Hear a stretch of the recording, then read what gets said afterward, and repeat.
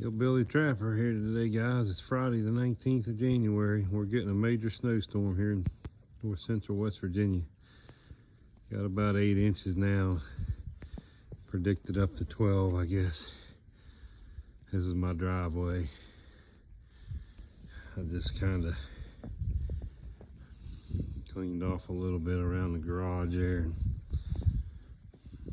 Fur shed there, getting ready to go in there and do some stuff. But tough trapping out there this time of year.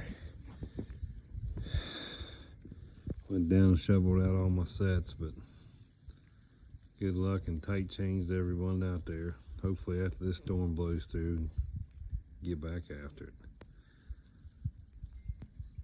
Got my Subaru out of the garage and it's buried, and got the side by side parked in there for now, but yeah, crazy.